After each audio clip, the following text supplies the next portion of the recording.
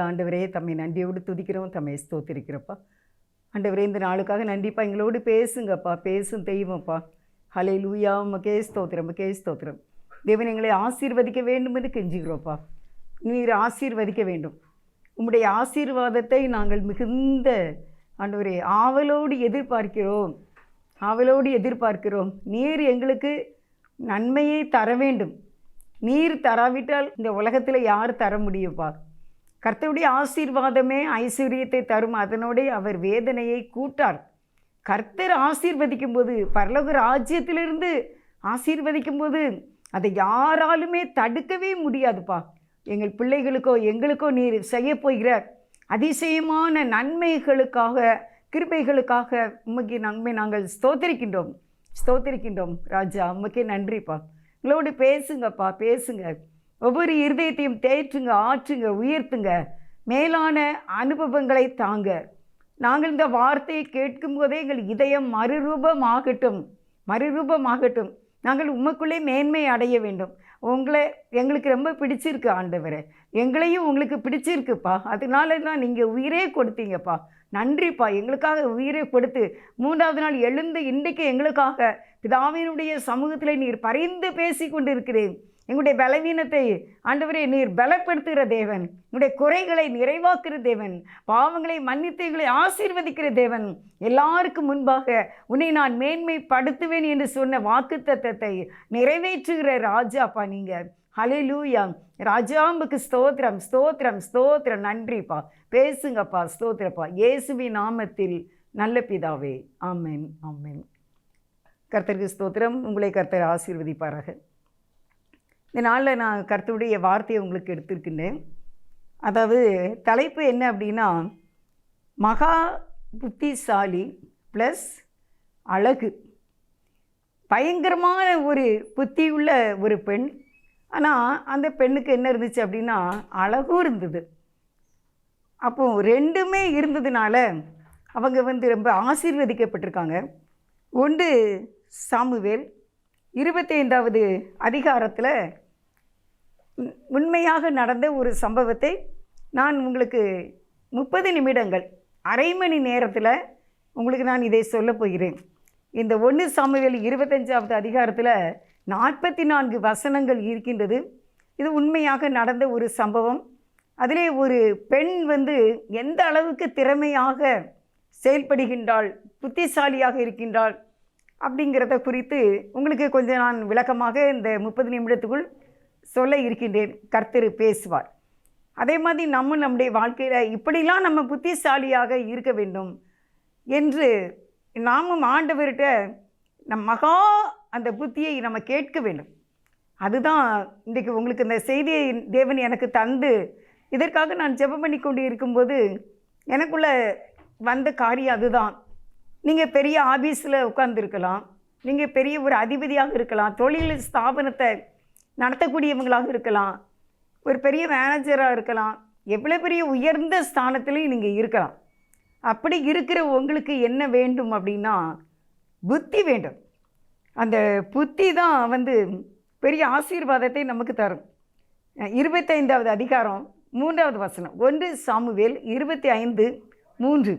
அந்த மனுஷனுக்கு நாபால் என்றும் அவன் மனைவிக்கு அபிகாயில் என்று பெயர். அந்த ஸ்திரீ மகா புத்திசாலியும் ரூபவதியுமாய் இருந்தாள். அந்த புருஷனோ முரடனும் திராகிருதனுமாய் இருந்தான். அவன் காலேப்புடைய சந்ததி. அருமையானவர்களே, நாபால் என்ற ஒரு பெரிய பணக்காரன் இருந்தான். அவனுக்கு அபிகாயில் என்று ஒரு மனைவி இருந்தாள். இது உண்மையாக நடந்த சம்பவம். நீங்கள் இதை கேட்கும் போதே ஒரு ட்ராமா மாதிரி நீங்கள் மனசில் ட்ராமா மாதிரி நீங்கள் அப்படி எய்ம் பண்ணி நீங்கள் பாருங்கள், கற்பனை இமேஜ் பண்ணிக்கோங்க. பண்ணிவிட்டு நீங்கள் அப்படி பாருங்கள், உங்களுக்கு நல்லா புரிஞ்சிடும். அப்போ நாபால்ங்கிற ஒரு பெரிய பணக்காரன், அவனுக்கு எவ்வளவு இருந்துச்சுன்னா 3000 ஆடுகளும் 1000 வெள்ளாடுகளும் இருந்தன. 4000 ஆடு இருந்துச்சுன்னா அது எவ்வளோ பெரிய, எத்தனை சென்ட் இடம்னு பார்த்துக்கோங்க.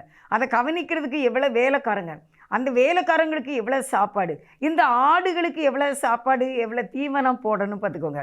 அப்போ இவன் நாபால்ங்கிறவன் ஒரு பெரிய பணக்காரன். ஆனால் என்னென்னா அவன் குடிகாரனாக இருக்கிறான். அதான் அவனுடைய ஒரு பெரிய மைனஸ். ஆனால் இந்த அவனுடைய மனைவியாகிய நாபால் என்ற மனைவியுடைய பெண் அவளுடைய பெயர் அபிகாயில். அந்த அபிகாயிலுங்கிற பெண் வந்து மகா புத்திசாலி என்று 1 சாமுவேல் 25வது அதிகாரம் 3வது வசனத்தில் சொல்லுது. அந்த வசனம் எனக்கு வந்து புத்திசாலி அப்படின்னா கூட சரி, ஒரு நல்ல புத்தியாக இருக்காங்க, நிறைய பேர் புத்தியாக இருக்காங்க, நல்ல ஞானமாக இருக்காங்கன்னு சொல்லுவோம். ஆனால் இந்த பெண்ணை பற்றி எழுதியிருக்கிறது மகா புத்திசாலி அப்படின்னு. அப்போ இந்த செய்தி எடுக்கும்போது எனக்குள்ள என்ன வந்துச்சு அப்படின்னா, எங்களுக்கும் இப்படிப்பட்ட ஒரு கிருபை நீங்கள் தாங்க அப்படின்னு எனக்கு கேட்கணும்னு இருந்துச்சு ஆண்டவர்கிட்ட. ஆனால் என்னதான் நம்முடைய நம்முடைய பரம்பரையில் இருந்து நமக்கு அறிவோ அழகோ ஞானமோ புத்தியோ வந்தாலும் கர்த்தர் வந்து கொடுக்கறது அது வேற. பார்த்துக்கோங்க, அவருடைய பரவ ராஜ்யத்திலிருந்து வருகிறது அது ஒரு பெரிய மேன்மை. வேதம் சொல்லுகிறது பரத்திலிருந்து கொடுக்கப்படுகிற அவருடைய ஆசீர்வாதங்கள் அது எதுவாக இருந்தாலும் அதில் யாதொரு மாறுதலும் யாதொரு வேற்றுமையின் நிழலும் இல்லை. அதில் வந்து வேறு வேற்றுமையே இருக்காது, அதில் உள்ள வந்து கலப்படம் இருக்காது. கர்த்தர் கொடுக்கின்ற ஆசீர்வாதங்கள் அது உங்களுடைய பிள்ளைகளுக்கு திருமணத்துக்கு ஏற்ற அலைன்ஸாக இருக்கலாம், ஏற்ற மணமகனாக இருக்கலாம், இல்லை மணமகளாக இருக்கலாம். கர்த்தர் உங்களுக்கு கொடுக்கின்ற ஒரு நல்ல உயர்ந்த வேலை வாய்ப்பு, அதில் நீங்கள் ரிட்டையர்மெண்ட் வரைக்கும் நீங்கள் அங்கே இருப்பீங்க. ஏன்னால் இது அவர் தந்தது, நீங்களாம் கம்பல்சரியாக இது பெற்றுக்கொள்ளலை. நீங்கள் இன்றைக்கி தொழிலில் ஸ்தாபனமாக இருக்கீங்கன்னா இது தேவன் உங்களுக்கு தந்தது. இன்றைக்கி நீங்கள் 25 பேர் வச்சு நீங்கள் வேலை வாங்கினாலும் சரி, 1000 பேர் வச்சுருந்தாலும் சரி, ஒரே ஒரு வேலைக்காரன் உங்களுக்கு இருந்தாலும் சரி, நீங்கள் முதலாளி தான், நீங்கள் பெரிய ஆஃபீஸர் தான், நீங்கள் வந்து ஒரு பெரிய ரேங்கில் இருக்கீங்க, தலைவராக இருக்கீங்க. அப்படி இருந்தாலும் இது உங்களுக்கு பரலோக ராஜ்யத்தில் இருந்து கொடுக்கப்பட்டதுனால உங்களை கர்த்தர் மகா புத்திமானாய் அந்த இடத்துல வைத்திருக்கின்றார். அப்போ இந்த அதிகாரம் உடைய நாம் ஆண்டவர்கிட்ட இன்னுமாக, ஆண்டவரே எங்களுடைய பரம்பரையோ எங்களுடைய யாருடைய ஜீனும் இல்லை, நீங்கள் உங்களுடைய பரலோக ராஜ்யத்தில் இருந்து எங்கள் பிள்ளைகளுக்கும் இந்த மாதிரி ஒரு புத்தியை தர வேண்டும். மகா புத்திசாலியாக எங்களுடைய பிள்ளைகளும் இருக்க வேண்டும். எங்களுடைய குடும்பம் நீர் எங்களுக்கு தரப்போகிற ஆசீர்வாதங்கள், ஒருவேளை மருமகனா, இல்லை ஒரு நல்ல வீடு வாசலா, இல்லை மருமகளா, இல்லை நீங்கள் தரப்போகிற குழந்தை பாக்கியமா, நீங்கள் தரப்போகின்ற வீடு வாசலா, நீங்கள் தருகின்ற சொத்து சுகமா, அது நீங்கள் தருகிறதுனால அது ஆசீர்வாதமாக இருக்கும். நீங்கள் அப்படியே அதை எங்களுக்கு தந்துருங்க. அதில் யாதொரு மாறுதலும் யாதொரு வேற்றுமை நிழலும் இருக்கவே கூடாது என்று நீங்கள் ஆண்டவர் இடத்துல ஜெபம் செய்யணும். ஜெபம் என்பது வல்லமை மிக்கது. ஜெபிக்கிறவன் தோற்று போக மாட்டான். யாரெல்லாம் ஜெபம் செய்கிறீங்களோ அவங்களாம் வின் பண்ணிக்கிட்டு தான் இருப்பீங்க. நீங்கள் நினைக்காதது உங்களுக்கு நடக்கும். நினைப்பதற்கும் வேண்டுவதற்கும் நம்ம நினைக்கிறத விட நம்ம ஜெபிக்கிறத விட அதிகமாக செய்கிற ஆண்டவர். நம்ம ஜெபமே பண்ணாத நிறைய ஆசீர்வாதங்களை நாம் பெற்றிருக்கின்றோம். இல்லைன்னா யாருமே சொல்ல முடியாது. நம்ம கேட்காத, நம்ம நினச்சி கூட பார்க்காத, நம்முடைய சிந்தனையில் வராத, கண் காணாத, காது கேட்காத அநேக நன்மைகளை தேவன் உங்களுக்கு செய்திருக்கின்றார், இனியும் செய்வார். அருமையானவர்களே, அன்பானவர்களே, இந்த சின்ன சரித்திரம், இந்த சம்பவத்தை உங்களுக்கு நான் சீக்கிரமாக நான் சொல்லுகின்றேன். இந்த பெண் எப்படி இருந்தா அப்படின்னா, மகா புத்திசாலியும் ரூபவதியுமாக இருந்தாளாம், ரொம்ப அழகாக இருந்தா. இந்த மனுஷன் வந்து என்ன இந்த மேட்ரு, இதில் வந்து தாவீது ராஜா வருகின்றார். தாவீது ராஜாவுடைய ஆடுகளை வந்து மயிர் கத்திக்கிற ஒரு இடத்துக்கு போயிருக்காங்க ஒரு தடவை. நீங்கள் இந்த 1 சாமுவேல் 25 அதிகாரத்தை நீங்கள் நல்லா வாசித்தீங்கன்னா, இதில் நான் சொல்கிறதையும் வச்சு நீங்கள் பார்த்தீங்கன்னா உங்களுக்கு நல்லாவே புரியும். அப்போ என்ன அப்படின்னா, தாவீது ராஜா வந்து தன்னுடைய நிறைய ஆடுலாம் இருக்கும்ல, அவங்களுக்கு அந்த மயிர்லாம் ரொம்ப வளரக்கூடாது போல், அதெல்லாம் அப்பப்போ கட் பண்ணுவாங்க போல். அது வந்து ஒரு பெரிய வேலை. ஏன்னா அந்த ஆட்டினுடைய தோல் மேலே என்ன செய்யக்கூடாது, அந்த சிசர் பற்றக்கூடாது. அப்போ அந்த ஆடு எப்படி நிற்குமா தெரியுமா, அப்படியே நடுங்கி நிற்குமா. அதுக்கு வந்து அந்த தொண்டையில் இப்படி இங்கெல்லாம் அந்த முடியெல்லாம் அவங்க வந்து கட் பண்ணுவாங்க. ஏன்னா அந்த சத்து எல்லாம் எதுக்கு போயிடும், முடிக்கு போயிடும். எவ்வளோ தீனி போட்டாலும் அந்த ஆடினுடைய முடி வந்து அந்த எனர்ஜியை எடுத்துக்கிடும்ல. அதனால் என்ன செய்வாங்க, இந்த முடியெல்லாம் அப்பப்போ கட் பண்ணிடுவாங்க. அப்படின்னா தான் ஆடு வந்து எப்படி இருக்குன்னா கொழுன்னு இருக்கும். அப்போ இந்த கட் பண்ணும்போது அந்த ஆட்டுக்கு தெரியும், என்ன நம்முடைய முடியை அப்படியே கத்தரி வச்சு வெட்டுறாங்க, அப்போ நம்ம தோலில் மேலே பற்றக்கூடாது அப்படின்னு அந்த ஆடு அப்படியே கிடுகிடுன்னு நிற்கும். அப்போ அந்த மயிர் கத்திரிக்கிறவனு எப்படி இருப்பான், அமைதியாக தான் செய்வான். யாரும் சத்தம் போட மாட்டாங்க, ஆடு சத்தம் போடாது, அவனும் சத்தம் போட மாட்டான். அப்படியே அமைதியான ஒரு வேலை அது. அப்போ அதுக்கு நாளாகும்ல. அப்படி ஒரு தடவை தாவீது ராஜாவுடைய ஆடுகளை மேய்த்து கொண்டு இருக்கும்போது அவங்களும் இதே மாதிரி மயிர் கத்திரிக்கும் போது பக்கத்தில் இந்த நாபாலுடைய ஆடுகளுடைய அந்த மயிர் கத்திரிக்கிற வேலை நடந்துகிட்ருக்கு. அப்போது இவங்க என்ன சொன்னாங்க, தாவீது ராஜாவுடைய ஆட்கள் அவங்களுக்கு எப்படி இருந்தாங்கன்னா நல்ல பாதுகாப்பாக இருந்தாங்க. ஏன்னா ஆடு இந்த நேரம் களவு போயிடும் போல். யாராவது என்ன செய்வாங்க, 1000 கணக்கில் 4000 ஆடு ஒரு மனுஷனுக்கு இருந்தால் அது எத்தனை 1 ஏக்கர் இடம் அப்படி இருக்குங்களா. அப்போ அதில் யாராவது ஆடுகளை களவாண்டு போயிடக்கூடாது அப்படின்னு பாதுகாத்துக்கிடுவாங்க. அப்போ தாவீது ராஜாவுடைய ஆட்களும் அவங்க ஆட்டையும் பார்த்துக்கிட்டு இந்த நாபாலுடைய ஆடையும் சுற்றி நல்லா பாதுகாத்தாங்களாமா. மதிலாக இருந்தார்கள் அப்படின்னு அதில் போட்டிருக்கு. அப்போ அப்படி இருக்குது. ஆனால் இதே சமயத்தில் திருப்பியும் இந்த தாவீது ராஜாவுடைய ஆடுகள் திருப்பி மயிர் கத்திரிக்க போகும்போது அந்த நாபால் இவங்களுக்கு எந்த உதவியுமே செய்யலை. எந்த உதவியும் செய்ய மாட்டேன்னு சொல்லிட்டு தாவீது ராஜாவை ஒரு கடுமையான ஒரு வார்த்தையை பேசுகின்றார். அதை நான் உங்களுக்கு சொல்கிறேன். 1 சாமுவேல் 25வது அதிகாரம் 7வது வசனம் வாசிக்கிறேன். இப்பொழுது ஆடுகளை மயிர் கத்திரிக்கிறவர்கள் உம்மிடத்தில் இருக்கிறார்கள் என்று கேள்விப்பட்டேன். உம்முடைய மேய்ப்பர் எங்களோட கூட இருந்தார்கள். அவர்கள் கர்மேலில் இருந்த நாளெல்லாம் நாங்கள் அவர்களை வருத்தப்படுத்தவில்லை. அவர்களுடைய பொருட்களும் ஒன்று காணாமல் போனதும் இல்லை. 8வது வசனம். உம்முடைய வேலைக்காரரை கேளும், அவர்கள் உமக்கு சொல்லுவார்கள். ஆதலால் இந்த வாலிபருக்கு உம்முடைய கண்களிலே தயை கிடைக்க வேண்டும். நல்ல நாளில் வந்தோம். உம்முடைய கைக்கு உதவுவதை உம்முடைய ஊழியக்காரருக்கும் உம்முடைய குமாரனாகிய தாவீதுக்கும் கொடுக்கும்படி வேண்டுகிறேன் என்று சொல்லுங்கள் என்றான். இது தாவீதினுடைய வாலிபர்கள் போய் அந்த நாபால்கிட்ட சொல்கிறாங்க, எங்களுக்கு நீங்கள் எப்படிலாம் கொஞ்சம் ஹெல்ப் பண்ண வேண்டியது இருக்குது. ஏன்னா நாங்கள் உங்களுக்கு முன்னால் இதை செய்திருக்கோம், இப்போ நீங்கள் எங்களுக்கு செய்யணும் அப்படின்னு சொல்லி கேட்குறாங்க தாவீதினுடைய அந்த வேலைக்காரங்க. அதுக்கு அந்த நாபால் சொன்ன வார்த்தை தான் ஒரு கடுமையான ஒரு வார்த்தை. அது நான் 10வது வசனத்தில் வாசிக்கிறேன். நாபால் தாவீதின் ஊழியக்காரருக்கு பிரதியுத்தரமாக, தாவீது என்பவன் யார்? ஈசாயின் குமாரன் யார்? தங்கள் எஜமான்களை விட்டு ஓடி போகிற வேலைக்காரர் என் நாளில் அநேகர் உண்டு. நான் என் அப்பத்தையும் என் தண்ணீரையும் என் ஆடுகளை மயிர் கத்திரிக்கிறவர்களுக்காக நான் அடித்து சமையல் பண்ணிவித்ததையும் எடுத்து இன்ன இடத்தார் என்று நான் அறியாத மனுஷருக்கு கொடுப்பேனோ என்றான். தாவீதின் வாலிபர் தங்கள் வழியை திரும்பி மறுபடியும் தாவீதினிடத்தில் இந்த வார்த்தைகளை எல்லாம் அவனுக்கு அறிவித்தார்கள். நாங்கள் உங்களுக்கு ரொம்ப நான் ஹெல்ப் பண்ணோம். அவன் தான் நான் உங்களுக்கு வாசித்தேன். நான் 7வது வசனத்தை வாசித்தேன். கர்மேலில் அவர்கள் இருந்த நாளெல்லாம் நாங்கள் அவர்களை வருத்தப்படுத்தவில்லை. அவர்கள் பொருள்கள் ஒன்றும் காணாமல் போவதும் இல்லை. நாங்கள் உமக்கு ரொம்ப உதவி செய்தோம்.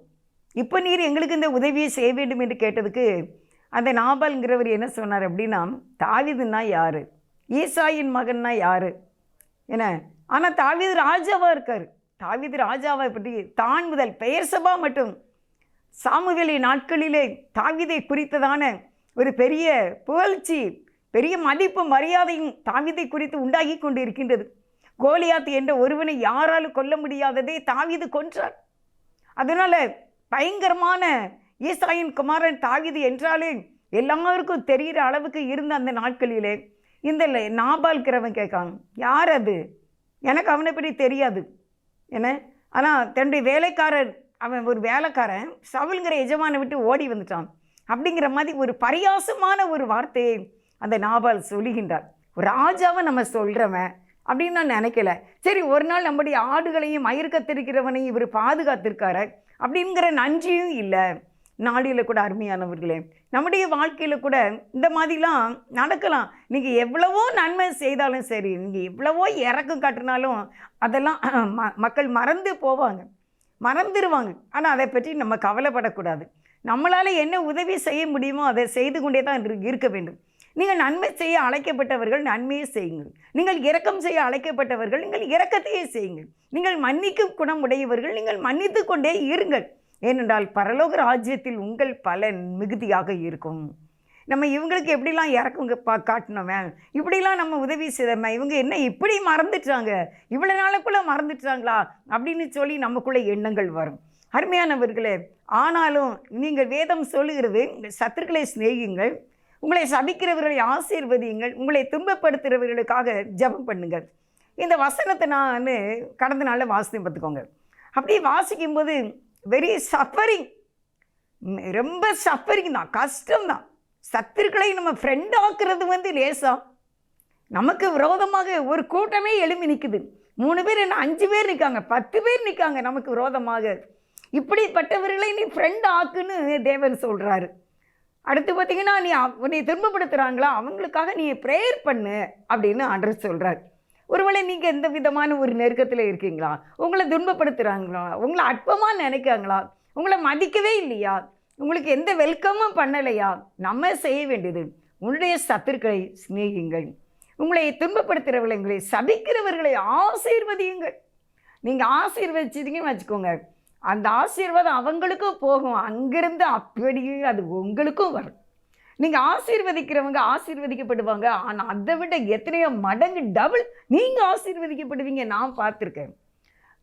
நம்மை நெருக்கும் போது, நம்ம கஷ்டப்படும் போது நம்ம அவங்க மேலே கோபப்படாமல் நம்ம ஒரே ஒரு வார்த்தை, நீங்கள் நல்லா இருங்க, நீங்கள் நல்லா இருங்க அப்படின்னு சொல்லிடுங்க.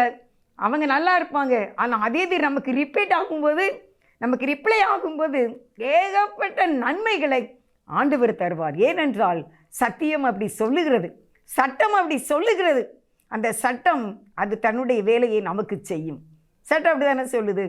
நீ வேலைக்கு இறங்குறவன் கர்த்தருக்கு கடன் கொடுக்குறான், அவன் கொடுத்ததை கர்த்தர் திரும்ப கொடுப்பார். அவர் கொஞ்சமாக கொடுப்பார், எண்ணியாக கொடுப்பார், அளவில்லாமல் கொடுப்பார், அளவில்லாமல் கொடுப்பார். கடைசியில் ஒரு பாட்டு நான் எழுதிட்டு வந்திருக்கேன்.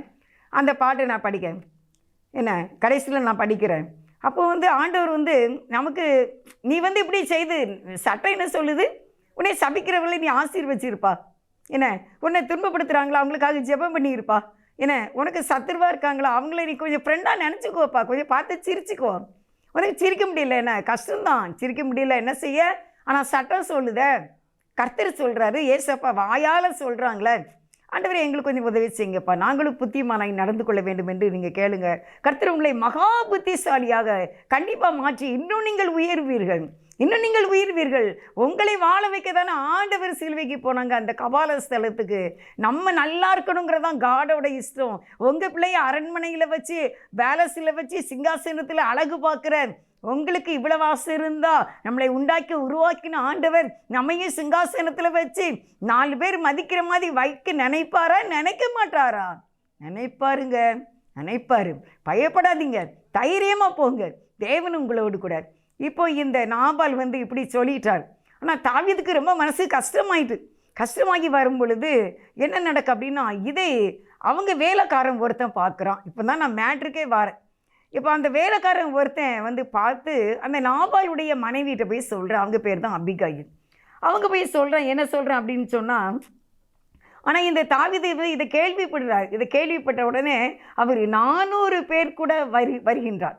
அதை நான் உங்களுக்கு வாசிக்கிறேன். 25:13 வசனம். அப்பொழுது தாவீது தன் மனுஷரை பார்த்து, நீங்கள் அவரவர் உங்கள் பட்டயத்தை கட்டிக்கொள்ளுங்கள் என்றார். அவரவர் தங்கள் பட்டயத்தை கட்டி கொண்டார்கள். தாவீதும் தன் பட்டயத்தை கட்டி கொண்டான். ஏறக்குறைய 400 பேர் தாவீதுக்கு பின் சென்று புறப்பட்டு போனார்கள். 200 பேர் ரஸ்துகள் அண்டையில் இருந்து விட்டார்கள். 400 பேர் போகிறாங்க. 400 பேரை எவ்வளோ பெரிய கும்பல் பார்த்துக்கோங்க. தாவீது எல்லாருமே என்ன கையில் அருவாளை எடுத்துட்டாங்க. அருவாளை எடுத்துகிட்டு ஒரு மனுஷனை எதிர்ப்பதற்காக, ஏன்னா அவங்களுடைய வேலைக்காரங்களாம் இருக்காங்களே, அவங்களெல்லாம் எதுக்கணும் அப்படின்ட்டு எல்லாம் பட்டையை எடுத்துகிட்டு, பட்டையோன்னா அருவா கம்பை எல்லாம் எடுத்துக்கிட்டு 400 பேர் போகிறாங்க. போன உடனே ஒருத்தன், அப்படி வேலைக்காரையில் ஒருத்தன் இதை பார்த்து, அதை நான் உங்களுக்கு வாசிக்கிறேன். 25:1 சாமுவேல் 14. அப்பொழுது வேலைக்காரரில் ஒருவன் நாபாலுடைய மனைவியாகிய அபிகாயிலை நோக்கி, இதோ நம்முடைய எஜமானுடைய சுகசெய்தி விசாரிக்க தாவீது வனாந்தரத்திலிருந்து ஆட்களை அனுப்பினார், அவர்கள் பேரில் அவர் சீறினார். 15. அந்த மனுஷரோ எங்களுக்கு மிகவும் உபகாரியாய் இருந்தார்கள். நாங்கள் வெளிகளில் இருக்கும்போது அவர்கள் எங்களிடத்தில் நடமாடின நாளெல்லாம் அவர்கள் எங்களை வருத்தப்படுத்தினதும் இல்லை, நமது பொருள்களில் ஒன்றும் காணாமல் போனதும் இல்லை. அவங்க நம்மளும் வனாந்தரத்தில் இருக்கும்போது அவங்களால நமக்கு எந்த கஷ்டமும் இல்லை. அவங்க நமக்கு எப்படி இருந்தாங்க? ரொம்ப நம்மளை பாதுகாப்பாக இருந்தாங்க. ஆனால் உங்களுடைய கணவர் அவங்க வேலை சீர்றாரு. 16. நாங்கள் ஆடுகளை மேய்த்து அவர்களிடத்தில் இருந்த நாட்கள் எல்லாம் இரவும் பகலை எங்களை சுற்றிலும் எங்களுக்கு மதிலாக இருந்தார்கள். ஆனால் இப்போ என்ன அப்படின்னா, இவர் பேலியாளின் மகனாக இருந்து பொல்லாங்கு செய்ய போகிறாரு அப்படின்னு சொல்லி அவங்களுடைய வேலைக்காரன் ஒருத்தன் அந்த அபிகாயில்ங்கிற மனைவிட்ட சொல்கிறான். இப்போ இந்த பெண்ணு என்ன செய்கிறாங்க அப்படிங்கிறத நான் உங்களுக்கு சொல்கிறேன். இவ மகா புத்திசாலி. இவள் மகா ரூபவதி, அழகாகவும் இருந்தாங்க. அதே சமயத்தில் மகா புத்திசாலி. அவங்க உடனே என்ன செய்தாங்க தெரியுமா? 25 சாமுவேல் 18வது வசனம். அப்பொழுது அபிகாயில் தீவிரமாய் 200 அப்பம் 2 துருத்தி திராட்சை ரசத்தையும் சமையல் பண்ணப்பட்ட 5 ஆடுகளையும் 5 படி வறுத்த பயிற்றையும் வற்றலாக்கப்பட்ட 100 திராட்சை குலைகளையும் வற்றலான 200 அத்திப்பழ அடைகளையும் எடுத்து கழுதைகளின் மேல் ஏற்றி தன் வேலைக்காரரை பார்த்து, நீங்கள் எனக்கு முன்னே போங்க, இதோ நான் உங்கள் பின்னே வருகிறேன் என்று சொல்லி அனுப்பினாள். தன் புருஷனாகிய நாபாலுக்கு அதை அறிவிக்கவில்லை. அருமையானவர்களே, ஒருத்தர் சொன்னான், தாவீது ராஜா மேலே உங்களுடைய கணவர் ரொம்ப சீருகிறாரு. ஆனால் தாவீது ராஜா ரொம்ப நல்ல மனுஷன், அவங்களுடைய வேலைக்காரங்க நல்லவங்க. ஆனால் இப்போ தாவீது ராஜா 400 பேர் கூட உங்களுடைய கணவரை எதிர்க்க வருகின்றார். சொன்ன உடனே இந்த மகா புத்திசாலியாகிய இந்த பெண், இந்த அபிகாயில் உடனே எந்திரிச்சு என்னெல்லாம் கொண்டு போனாங்கன்னு நான் உங்களுக்கு இப்போ வாசித்தேன். என்னதான் தெரியுமா? அவங்க 200 அப்பம், 200 பிரெட்டு எடுத்துக்கிட்டாங்க. 2 துருத்தி நிறைய பாட்டில்னு வச்சுக்கோங்க, 2 பெரிய பாட்டில் திராட்சை ரசம், 5 படி வறுத்த பயிறு, 100 காய்ந்த திராட்சை குலை, வற்றலான 200 அத்திப்பழ அடை. இவ்வளோ இன்னும் பாருங்க, எப்படியா 5 ஆடு சமையல் பண்ணி விற்ற ஆட்டுக்கறி குழம்பு, 5 ஆடு சமையல் பண்ணின குழம்பு. உங்களுக்கு 1/4 கிலோ குழம்பு வச்சாலே எவ்வளோ இருக்குண்ணே? 1/4 கிலோ ஆட்டுக்கறி எடுக்கிங்க. அதே மதியத்துக்கும் சாப்பிட்டு நைட்டுக்கும் ஓடும். திருப்பி மீதி இருந்தால் காலையில் தோசைக்கு நம்ம என்ன செய்கிறோம்? அந்த 1/4 கிலோ 1/2 கிலோ கறியே நமக்கு 2 நாளைக்கு ஓடிடுது. ஆனால் இந்த அம்மா என்ன செய்கிறாங்க? 5 ஆடுகள் சமையல் பண்ண குழம்பை எடுத்துக்கிட்டு போகிறாங்க. 200 அப்பம் கொண்டு போகிறாங்க, 2 பாட்டில் திராட்சை ரசம், குழம்பு வைத்த 5 ஆட்டுக்கறி, 5 படி வறுத்த பயிறு, 5 படி, 100 திராட்சை கொலை, காஞ்ச வத்தலாக்கப்பட்ட கிறிஸ்மஸ் பழம், காய்ந்த கிறிஸ்மஸ் பழம். அது எத்தனையா? அது 100 கொலைகள், வற்றலாக்கப்பட்ட 200 அத்திப்பழ அடையல். இவ்வளவு ரெடி பண்ணிட்டாங்க. எவ்வளோ தீவிரமாய் வேகமாய் செயல்பட்டாங்க. அருமையானவர்களே, வேகமாக செயல்பட்டு எல்லாத்தையும் தன்னுடைய வேலைக்காரங்கிட்ட கொடுத்து, எத்தனை வேலைக்காரங்க இதை கொண்டு போகணும், இந்த குழம்பை கொண்டு போகணும், திராட்சை கொலை அந்த பழம் குதிராமல் அப்படியே பூ போல கொண்டு போகணுமே. இந்த மகா புத்திசாலி இதெல்லாம் எடுத்துக்கிட்டு ராஜாவை சந்திக்க போகின்றாள்.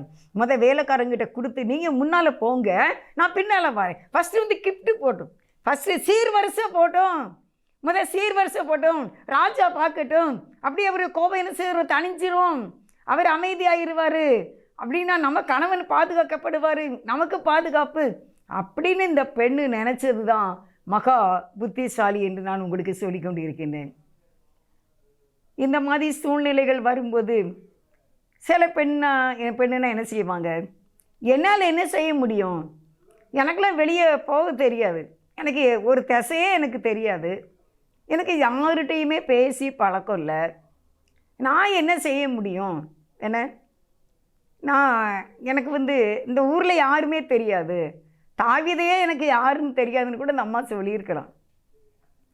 தாவீது ராஜா, இவங்க தனியாக வேறு ஏரியாவில் இருக்காங்க, ஆனாலும் அவரை பற்றி நான் பார்த்ததே இல்லை, அவர் எப்படி இருப்பாருன்னே எனக்கு தெரியாது.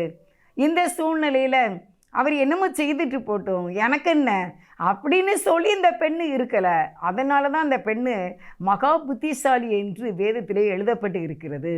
இதை கேட்கின்ற நீங்கள் மகா புத்திசாலியாக இருப்பீர்களா? உங்கள் பிள்ளைகளுடைய காரியத்தில், உங்களுடைய கணவனுடைய காரியத்தில், அருமையானவர்களே, நீங்கள் யார் இந்த செய்தி நீங்கள் கேட்டாலும் இன்றிலிருந்து நீங்கள் மகா புத்திசாலியாய் மாறிவிட வேண்டும். உங்களால் முடியும். உங்களுக்கு அந்த திறமை இருக்குது, உங்களுக்கு அந்த டேலண்ட் இருக்குது, உங்களுக்கு அந்த பலன் இருக்குது.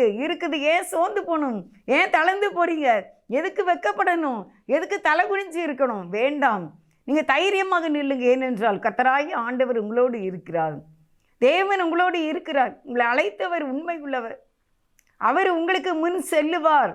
அந்த அபிகாயிலுக்கு அன்றைக்கு இரக்கம் காட்டி அந்த மகா புத்திசாலியாக அந்த பெண்ணை நிறுத்தின அதே தேவாதி தேவன் தான் நம்முடைய ராஜா. நாம் மகா புத்தியாய் செயல்பட வேண்டும். இப்போ நம்ம ஒரு சின்ன ஜெபம் செய்ய போகிறோம். என்ன ஜெபம் அப்படின்னா, இந்த பெண்ணை போல நானும் ஒரு புத்திசாலி பெண்ணாய் இருக்க வேண்டும். குடும்பத்தில் நீங்கள் 100 வயசு வரைக்கும் இருங்க. இப்போ ஒரு தாயாக நீங்கள் கேட்குறீங்க இந்த செய்தியை, ஒரு சகோதரியாக கேட்குறீங்க. ஏன்னா நீங்கள் உங்களுடைய பிள்ளைகளுக்கு திருமணம் நீங்கள் பார்த்துக்கிட்டு இருக்கலாம், உங்கள் பையனுக்கு நீங்கள் பெண்ணு பார்த்துக்கிட்டு இருக்கலாம், உங்கள் மகளுக்கு நீங்கள் மருமகையும் பார்த்துக்கிட்டு இருக்கலாம். நீங்கள் ஒரு சொத்து முடிக்கணும்னு நினச்சிக்கிட்டு இருக்கீங்க.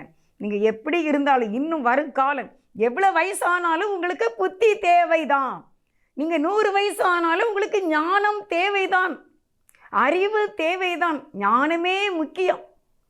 புத்திமான் விவேகம் உள்ளவன், புத்திமான் ஆசீர்வதிக்கப்படுவான்.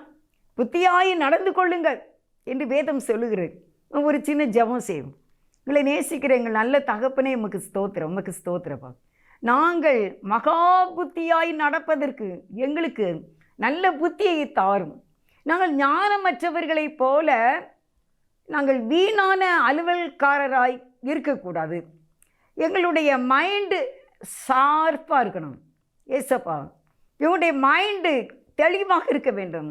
எங்களுடைய பிள்ளைகள் புத்தி கூர்மையாய் இருக்க வேண்டும்.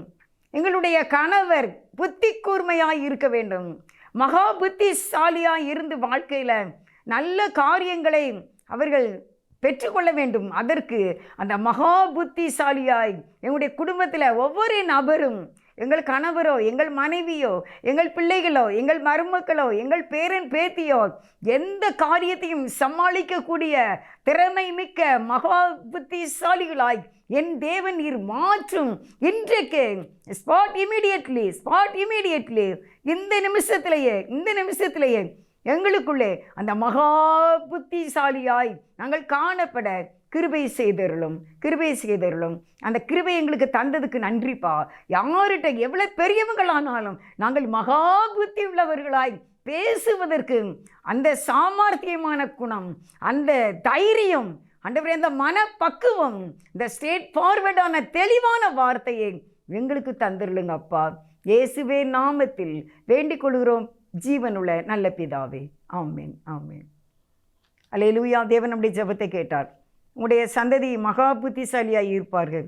இப்போ இந்த பெண்ணு வேலைக்காரங்கிட்ட எல்லாத்தையும் கொடுத்து விட்டுட்டா. இப்போ இந்த பெண் அதுக்கு ராஜாவை சந்திக்கிறார். அடுத்து ராஜா வர்றாரு. உங்களுக்கு நான் வாசித்து காட்டுறேன். 1 சாமுவேல் 25:23. அபிகாயில் தாவீதை காண்கையில் தீவிரமாய் கழுதையை விட்டு இறங்கி தாவீதுக்கு நேராக தரையில் முகங்குப்புற விழுந்து பணிந்து. அருமையானவர்களே, இவ்வளோ பெரிய பணக்காரியாக இருக்கணுமா இல்லையவா? இந்த அபிகாயில் இவ்வளோ காரியம் கொடுத்த, இவ்வளோ பண்டங்கள் கொடுத்த இவங்க எவ்வளோ பெரிய பணக்காரியாக இருப்பாங்க. ஆனால் பாருங்கள், தாவீது ராஜாவை கண்டவுடன் தெரிஞ்சிட்டு ராஜா எப்படி வித்தியாசமாக இருப்பார், செர்வெண்ட் எப்படி இருப்பாங்க, படைத்தளபதி எப்படி இருப்பாங்க, ராஜ தோரணையில் இருப்பார்லா, கிரீடம் வச்சுருப்பார்லண்ணா. அப்போ பார்த்த உடனே, தாவீதை கண்ட உடனே பாதத்தில் விழுந்து, என் ஆண்டவனே. அந்த ஃபஸ்ட்டு வேர்டே பாருங்கள், ஃபஸ்ட்டு வேர்டு என் ஆண்டவனே. முதல் கோல் போட்டா 6, ஃபஸ்ட்டு கோலே 6 போட்டாங்க. என் ஆண்டவனே. அதிலே தாவீது ராஜா மனசு என்ன செய்திருக்கும்? கண்டிப்பாக மாறி இருக்கும். என் ஆண்டவனே, இந்த பாதகம் என் மேல் சுமரட்டும். என்னுடைய கணவர் உங்களை கொஞ்சம் பேசிட்டாங்களே, என்னுடைய கணவர் கொஞ்சம் உங்களை ஏசிட்டாங்களே, அதனுடைய குற்றம் என் மேலே இருக்கட்டும், சரியா அப்படின்னு சொல்லிட்டு என்ன செய்கிறாங்க? அபிகாயில் தாவீதை காண்கையில் தீவிரமாய் கழுதையை விட்டு இறங்கி தாவீதுக்கு நேராக தரையில் முகங்குப்புற விழுந்து பணிந்து. நான் இந்த பெண்ணை எப்படி நினச்சி பார்க்க, இவ்வளோ பெரிய பணக்கார பெண்ணாக இருக்கால. ஏன்னா 5 ஆடுகளை குழம்பு வைக்கிற அளவுக்கு பணக்காரங்க, 2 திராட்சைக்குலை, வற்றலான திராட்சைக்குலை, எவ்வளவு அப்பம், என்ன 2 பாட்ட திராட்சை ரசம், எப்பவும் ரெடியாக இருந்திருக்க இவ்வளோ பெரிய பணக்காரி, இவ்வளோ பெரியான ஆடை ஆபரணங்களோடு காணப்பட்டிருப்பார்கள். அதெல்லாம் அவங்களுக்கு மேட்ரு இல்லை. ராஜாவை கண்டவுடனே இந்த மகா புத்திசாலி பெண் தரையிலே விழுந்து முகம் பணிந்து குனிந்து பணிந்து, என் ஆண்டவனே, என் ஆண்டவனே. தாவீது ராஜா மனசு இழகிட்டு அப்படியே. ஹல்லேலூயா. இன்றைக்கு உங்களுக்காக கர்த்தர் யுத்தம் பண்ணுவார். நீங்கள் யார்கிட்ட போய் நீங்கள் எந்த காரியத்துக்கும் நிற்கும்போது கர்த்தர் அங்கே கிருபையை செய்வார். இதில் பாருங்கள், அடுத்த 24. அவள் பாதத்திலே விழுந்து, என் ஆண்டவனே, இந்த பாதகம் என் மேல் சுமரட்டும். உம்முடைய அடியாளுடைய வார்த்தைகளை நீர் கேட்கும் பொருட்டாக உம்முடைய அடியாள் செவி கேட்க பேச வேண்டும். 2 நேரம் பாதத்தில் விழுந்துன்னு எழுதியிருக்கு. எதில்? 1 சாமுவேல் 25, 23, 24. என்னுடைய கணவர் ஒரு பேலியாளியின் மனுஷன்தான். ஆனால் நீங்கள் என்ன செய்யுங்க, நீங்கள் எனக்கு இறக்கம் காட்டுங்க. இந்த பாதகெல்லாம் என் மேலே இருக்கட்டும், நீங்கள் எங்களுக்கு உதவி செய்ய வேண்டும் என்று அந்த பெண் கேட்கின்றாள். அடுத்து நான் உங்களுக்கு ஒரு வசனம் வாசிக்க பாருங்கள். 1 சாமுவேல் 25:28. உமது அடியாளின் பாதகத்தை மன்னியும், கர்த்தர் என் ஆண்டவனுக்கு நிலையான வீட்டை நிச்சயமாய் கட்டுவார். என் ஆண்டவன் கர்த்தருடைய யுத்தங்களை நடத்துகிறவராமே, நீர் உயிரோடு இருக்கும் நாளில் ஒரு பொல்லாப்பும் உண்மையில் காணப்படாது. தீர்க்க தரிசனம். தாவீது ராஜாவுக்கு இந்த அபிகாயிலுங்கிற பெண் தீர்க்க தரிசனம் சொல்கிறான். இன்றைக்கு உங்களுக்கு இயேசுபா கிருபையினால பரிசுத்த ஆவியானவராலே உங்களுக்கு நான் தீர்க்க தரிசனம் சொல்லுகின்றேன். என்ன தீர்க்க தரிசனம் தெரியுமா? உமது அடியாளுடைய எங்களுடைய பாவத்தெல்லாம் மன்னிச்சிருங்க. ஆண்டவர் மன்னிக்கிறாரு. கர்த்தரின் ஆண்டவனுக்கு நமக்கு நிலையான வீட்டை நிச்சயமாய் கட்டுவார். என்ன, கர்த்தருடைய யுத்தங்களை கர்த்தரை நமக்காக நடத்துவார். நீ உயிரோடு இருக்க நாளெல்லாம் ஒரு பொல்லாப்பு நம்மேல் காணப்படாது. அல்லேலூயா, அல்லேலூயா. நம்ம உயிரோடு இருக்கும் நாளெல்லாம் ஒரு பொல்லாப்பும் நமக்கு வராது. கர்த்தர் நிலையான வீட்டை கட்டுவார், நம்மை ஆசீர்வதிப்பார். இது இன்றைக்கு நமக்கு தீர்க்க தரிசனம் கர்த்தருடைய ஆவியானவர் நமக்கு கொடுக்கின்றார். 1 சாமுவேல் 25:29 வாசிக்கிறேன். உம்மை துன்பப்படுத்தவும் உடைய பிராணனை வாங்க வகை தேடவும் ஒரு மனுஷன் எழும்பினாலும் என் ஆண்டவனுடைய ஆத்துமா உம்முடைய தேவனாகிய கர்த்தரின் ஆதரவில் இருக்கிற ஜீவனுள்ளவருடைய கட்டிலே கட்டப்பட்டு இருக்கும். உடைய சத்துருக்களின் ஆத்துமாக்களோ கவனில் வைத்து எரிந்தாற்போல் எரியப்பட்டு போகும். உமக்கு விரோதமாக ஒருத்தர் எந்திரிச்சிட்டான்னா, ராஜாவே, உம்முடைய ஜீவன் பரலோக ராஜ்யத்தில் இருக்கிற ஆண்டவருடைய சிங்காசனத்துக்கிட்ட போயிடும், அந்த கட்டலுக்கு போயிடும். ஆனால் உமக்கு விரோதமாக எவன் எழும்புறானோ அவனுடைய ஆத்துமா கவனில் வச்சு எய்யக்கூடிய அளவுக்கு அவனுடைய ஆத்துமா போய்விடும். நீர் ஆசீர்வதிக்கப்பட்டவர் என்று அந்த பெண் தாவீது ராஜாவுக்கு தீர்க்க தரிசனம் உரைக்கின்றாள் என்று பார்க்கின்றோம். ஹல்லேலூயா, ஹல்லேலூயா. எப்படிப்பட்ட கோபமுள்ள சிச்சுவேஷனில் கூட, சூழ்நிலையில் கூட ஒரு பெண்ணால் அந்த சூழ்நிலையில் சமாதானத்தை கட்டளையிட முடியும். உங்களால் முடியும், என்னையாலையும் முடியும். தேவனுடைய ஒத்தாசையால் எதை குறித்து பயப்பட வேண்டாம். உங்களுக்கு விரோதமாக யார் கோல் சொல்லி கொடுக்கட்டும், உங்களுக்கு விரோதமாக யார் தான் எந்திக்கட்டுமே, யார் எந்திக்கட்டும். வேதம் சொல்லுகிறது, உம்மை துன்பப்படுத்துகிறவங்க தான் கவனில் வைக்கப்படுவாங்க. ஆனால் உங்கள் ஜீவன் கர்த்தருடைய சமூகத்தில் பாதுகாப்பாக இருக்கும். உங்களுடைய குடும்பம் கர்த்தருடைய சமூகத்தில் பாதுகாப்பாக இருக்கும். நீங்கள் கர்த்தருடைய சமூகத்தில் பாதுகாப்பாக இருப்பீங்க. வேதம் சொல்லுகிறது, உங்களுக்கு கர்த்தர் நிலையான வீட்டை கட்டுகிறார். உங்களுக்கு கர்த்தர் தந்திருக்கிற உங்களுடைய வீடு வாசல், உங்களுடைய சொத்து சுகம் பாதுகாப்பாக இருக்கும் என்று ஆண்டவர் சொல்கின்றார். ஹல்லேலூயா, ஹல்லேலூயா. அருமையானவர்களே, இந்த புத்தியுள்ள பெண் இவ்விதமாக நடந்து கொண்டதை நம்ம பார்க்கின்றோம். அந்த தாவீது ராஜாவுடைய சீறினார். அவர் கோபமாக இருந்த சூழ்நிலையை தேவன் மாற்றினார். அவருக்கு பட்டயத்தெல்லாம் எடுத்துகிட்டு வந்தார். ஆனாலும் கூட அவர் நினச்சார், இந்த பெண்ணுடைய தாழ்மையை கண்டார். நான் அது கடைசியில் எப்படி எழுதியிருக்கேன் அப்படின்னா, அதிகமான தாழ்மையை கண்டேன் அப்படின்னு நான் எழுதியிருக்கேன். பாதத்தில் விழுறா, முகங்குப்புற விழுறா, எத்தனை கிலோ தங்கம் போட்டிருந்தா என்ன, எத்தனை விலை உயர்ந்த ஆடைகள் அந்த பணக்கார பெண் உடுத்திருந்தாலும் என்ன, அந்த தன்னுடைய காரியத்தை சாதிக்க வேண்டும். ஏன்னா மகா புத்திசாலி. நாம் அப்படி தான் எந்த சூழ்நிலையிலையும் இறங்கிடணும். தனித்தானே தாழ்த்துக்கிற எவனும் உயர்த்தப்படுவான். தாழ்த்து கற்றுக்கொள்ளுங்க. நீங்கள் எவ்வளோ உயர்ந்தவங்களாக இருந்தாலும், எவ்வளோ பெரிய முதலாளியாக இருந்தாலும் தாழ்மையை நீங்கள் கற்றுக்கொண்டுட்டீங்கன்னு வச்சுக்கோங்க. நீங்கள் தாழ்ந்து போயிட்டீங்கன்னு வச்சுக்கோங்க. நீங்கள் இறங்க பழகிருங்க. ஒருவேளை நமக்கு இறங்க முடியலையோ, இறங்க தெரியலையோ, இல்லை ஆண்டவரே எனக்கு ஹெல்ப் பண்ணுங்கப்பா, நான் இறங்கிடணும், நான் மன்னிச்சிடணும், நான் தாழ்ந்து போயிடணும்னு நீங்கள் போகும்போது நீங்கள் முதல்வனாய் இருப்பீர்கள். அநேக கண்கள் கண்டு ஆச்சரியப்படும். கர்த்தர் உங்களை மேன்மையாக வைப்பார். கடைசியாக இந்த பெண்ணு அவருக்கு தீர்க்க தரிசனம் சொல்லுகின்றார். கடைசியில் ஒரு வார்த்தையை சொல்லி நான் முடிக்கிறேன்.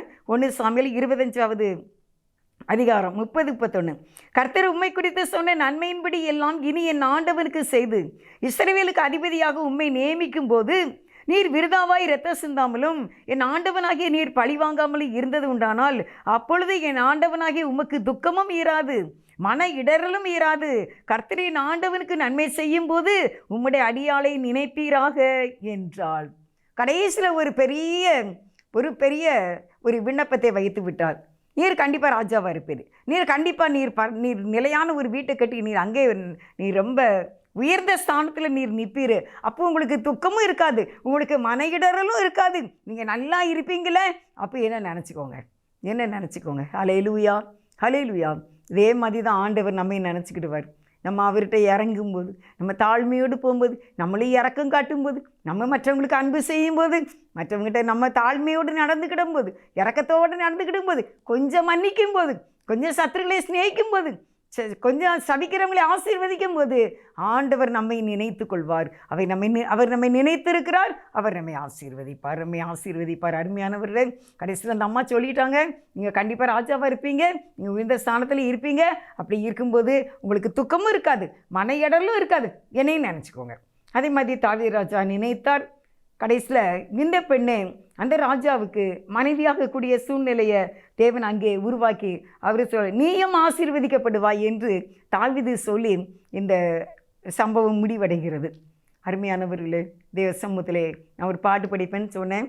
அனுதினம் என்னை தேடிடுவாய், நான் அளித்திடும் பலனை பெற்றிடுவாய். அனுதினம் என்னை தேடிடுவாய், நான் அளித்திடும் பலனை பெற்றிடுவாய். அத்திமரம் போல் செழித்திடுவாய், அத்திமரம் போல் செழித்திடுவாய். நான் ஆசையாய் உண்ண கனி கொடுப்பாய், நான் ஆசையாய் உண்ண கனி கொடுப்பாய். நான் உன்னை விட்டு விலகுவதில்லை, நான் உன்னை என்றும் கைவிடுவதில்லை. நான் உன்னை விட்டு விலகுவதில்லை, நான் உன்னை என்றும் கைவிடுவதில்லை. நேசிக்கிற எங்கள் நல்ல தகப்பனே, உமக்கு ஸ்தோத்திரம். எங்களோடு நீர் பேசி எங்களுக்கு தீர்க்க தரிசனம் சொன்னீர், எங்களை நீர் ஆசீர்வதித்தீர். எங்களை நினைத்து கொள்ளுப்பா. எங்களுடைய பிள்ளைகள், எங்களுடைய குடும்பம், எங்களுடைய எல்லாரையும், எங்களுடைய இனச்சன பந்துக்கள், உற்றார் உறவினர் எல்லாரையும், என்னையும் எங்களையும் நினைத்து கொள்ளுங்கள் இயேசுவே, நினைத்து கொள்ளுங்கள் அப்பா. இவளை நினச்சதுக்காக நன்றிப்பா, ஸ்தோத்திரம். அந்த தினமுமே தேடி உடைய ஆசீர்வாதங்களை நிறைவாய் பெற்றுக்கொள்ள எங்களுக்கு கிருபை செய்ய வேண்டும் என்று இயேசுவின் நாமத்தில் வேண்டிக் கொள்கின்றேன், ஜீவன் உள்ள நல்ல பிதாவே. ஆமென், ஆமென். God bless you.